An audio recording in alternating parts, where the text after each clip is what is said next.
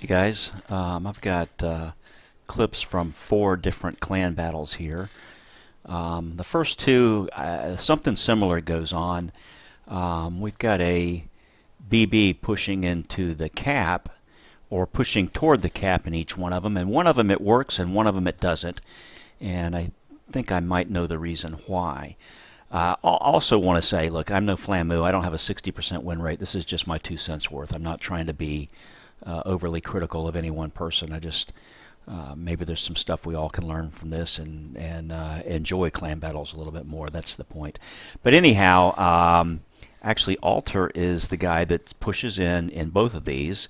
He was calling, and this is on mountain range, and he's pushing toward the cap. Where the guys that are south of C have probably a little better position. Their Yami is right up against the edge of the map, and he's got angles on us with the guys hiding south of C, and I think they're doing more damage than we are. But Alter pushes in here, and I think he's in the Montana in this one, and he gets focused just badly. I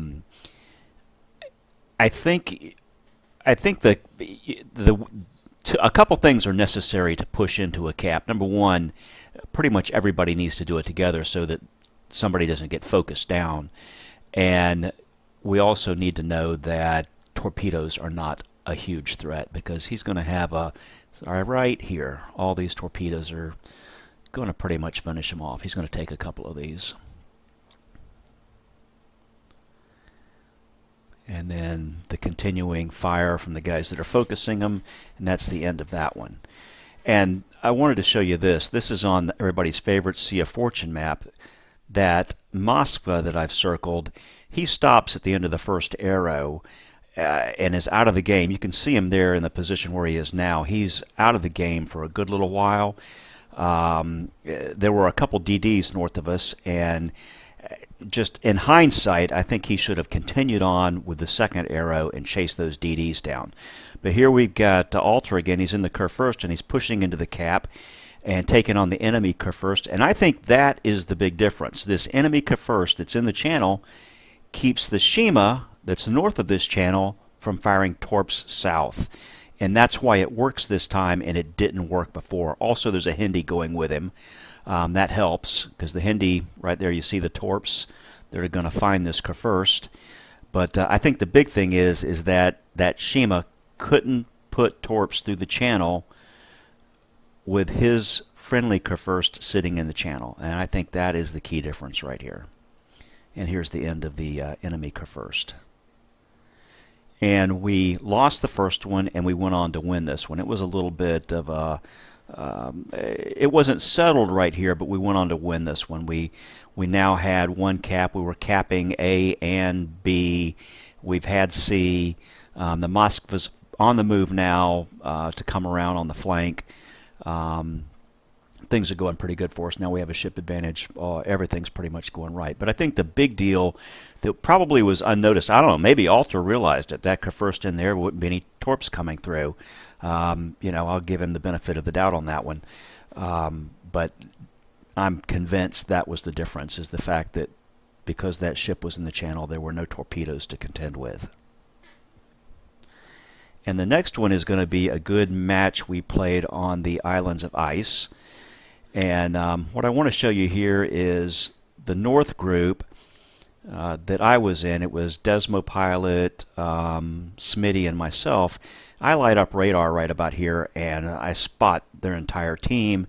And I'm headed out into open water south of their entire team and going to get focused myself. And the thing I want to point out here is Desmo and I were able to get out of here. We were able to break off and disengage, and that's critical when you are outnumbered. I'm going to start taking fire from the north and the south, and we do a 180 and get out of here.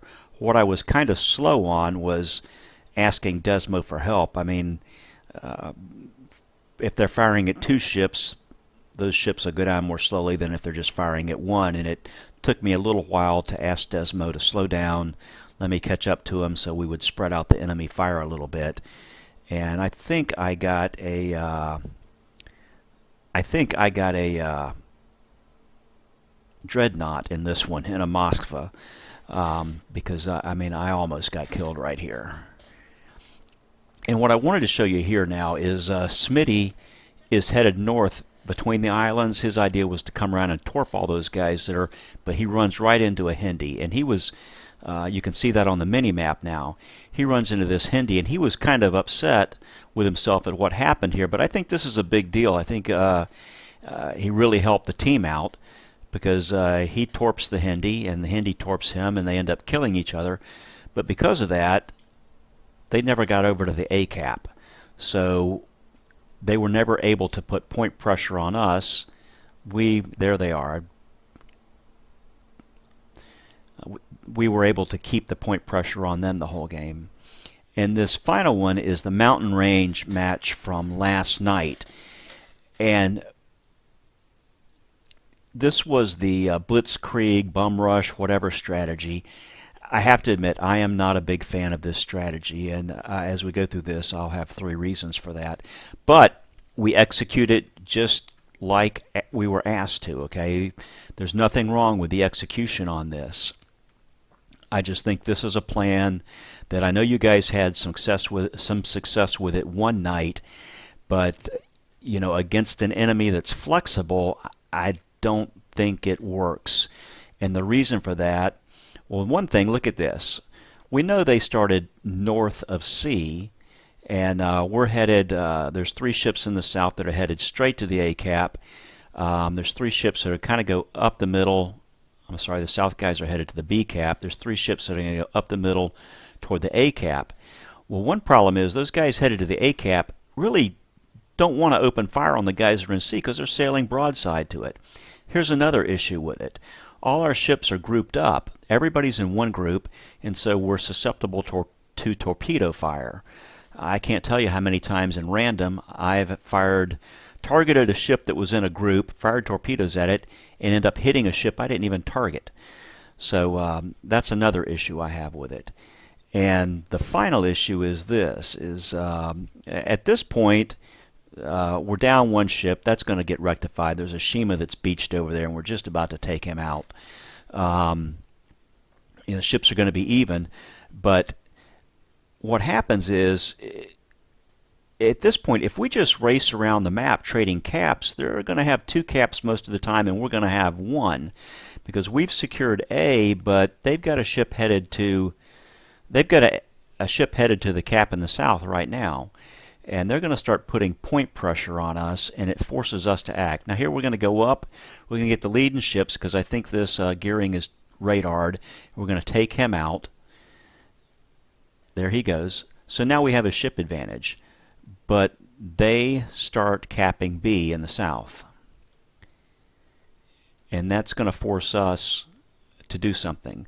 We decide to go to C now, and this is the only real ugly thing we did in this, is everybody's turning a different direction, and we have an ugly looking mess going on around, and it takes us a little while to get orientated to the C cap, which is where we want to go back because we figured most of their ships there, but they're already, you can see they're already capping the B cap right now. So we've got 1, they've got 1, but they're capping, and pretty soon they'll have 2 caps. That starts putting point pressure on us, and that's what gets us.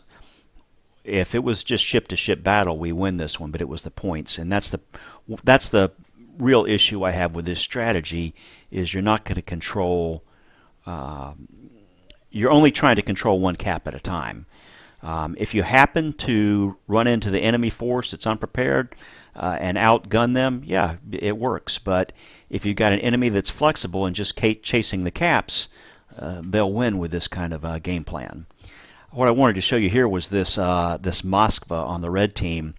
He's in a world of trouble right now. He's sailed out and he's broadside to all of us, and he's going to get focused. If not for the play of a red destroyer that we will never see because he's out of detection range, this might have turned this game around. If we kill this Moskva, it probably gives us time to get to C and kill something else, pick up a cap or whatever. Because we focus this guy, and he's going down in a big hurry. And he's in such a hurry to get out of the fire that he's going to beach himself. He's going to kiss this island. But you see there, the DD smokes him, and we can't target him anymore, and he escapes. He lives. The points that cruiser would have given us probably would have made the difference in the game. Well, at this point, we're behind. At this time, we're behind on points. We're trying to get over to C to to cap that and kill some ships over there. We need to kill a ship because the points are really racking up, and we just can't get that done fast enough. Somebody made the comment that we spent too much time swinging guns from side to side, and that's true.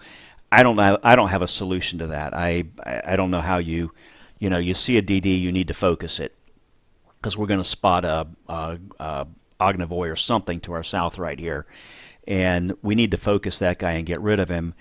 And if your guns are pointed east and now you got to swing them to the south, that takes a little bit of time. So I don't know how you work around that. But anyhow, the point lead